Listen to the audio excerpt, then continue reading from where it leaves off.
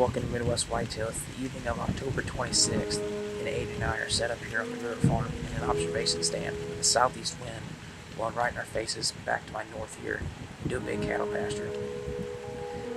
The conditions are pretty good. It's about 60 degrees with a 15-mile-an-hour wind or so. And just a little bit ago, about 4:30, we already had a button buck come out of this timber off to our east here and run across the field. But a couple days ago, we had Bruce Jr. on camera to 150 yards to the west here working a scrape, and we believe that he is bedded off to our south in this 13-acre block of timber. And that's another reason we decided to come to this stand, is because you can literally see almost all of this west side of the farm. And if he were to step out of this timber and work one of these scrapes, we'll be able to get a look at him and hopefully make a move on him in the coming weeks. So, but you never know what's going to happen. It's the end of October. A surprise buck could show up, or even him. So it should be a pretty good evening. We're going to sit in here and see what the evening brings.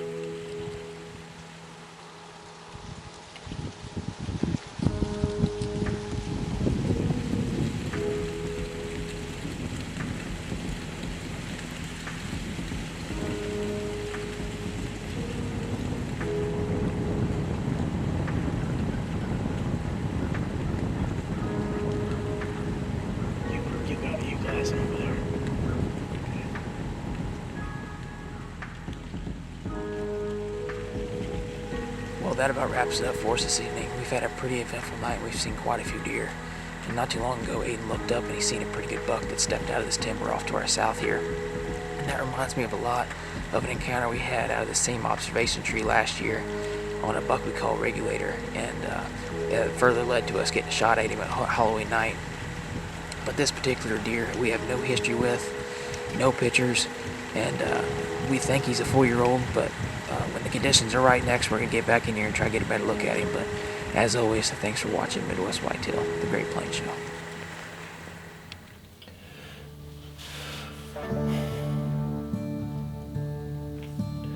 Hey guys, it's Kyle of Midwest Whitetail. I'm here in central Missouri. It's October 21st. We're down on my redneck blind. It's kind of in this creek bottom. We had about a 15-degree temperature drop from yesterday to today. We got a feeling today there's going to be some deer moving. It's quite a bit cooler, northwest winds, so stay tuned. Hopefully we get some action. Thanks for watching.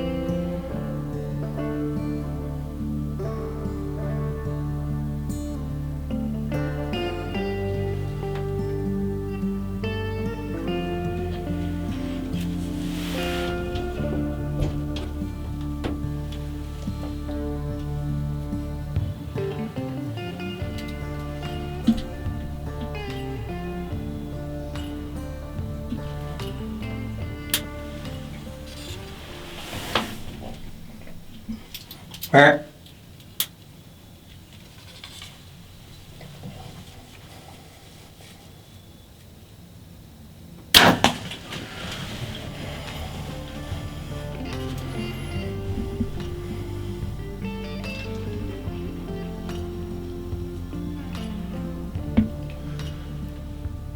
Well, that deer came back in here and I decided to go ahead and take him. Oh, I don't know what deer that is. Might look like a 4-year-old to me.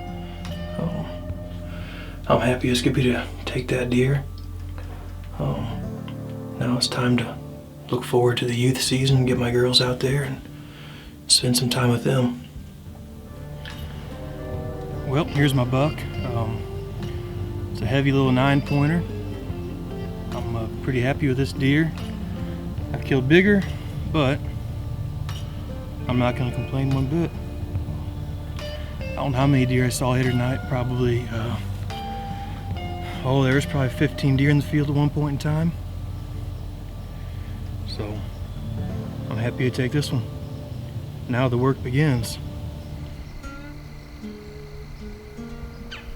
Hey guys, Justin and I are up here on our permission farm today, and we're going to dive into how we deploy our Cuddelink system, some of the benefits that we see out of the cuddybacks versus the competitors, and then we're going to explain to you guys how we get better quality pictures over scrapes, and we're also going to do a cool little experiment to see which one in the next few weeks will get hit more. But if anybody knows the scientific name to these woody vines that we're using here, feel free to drop that in the comments and let us know what that is. But we're gonna go ahead and get going here and show you guys just exactly how we do this.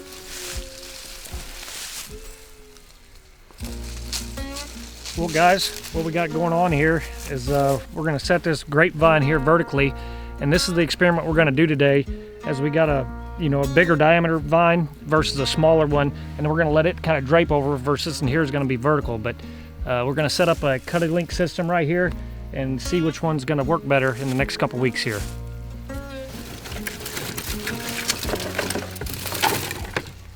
All right, this right here, what we look for, the perfect height we think is around 5 foot. That gets the deer up to the head height, and then that way they can extend and get their antlers up in there. And it seems to work really well for us over the past few years of how we've done this.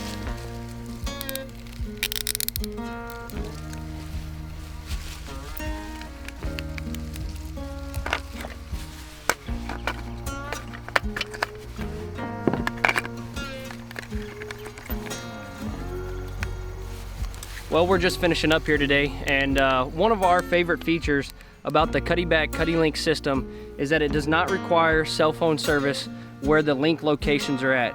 So your home cell camera, it does require the cell signal. So on this particular farm, as you can tell, we're down in the low-lying river bottom, and our cell camera is kind of up on the ridge where cell phone reception is a little bit better.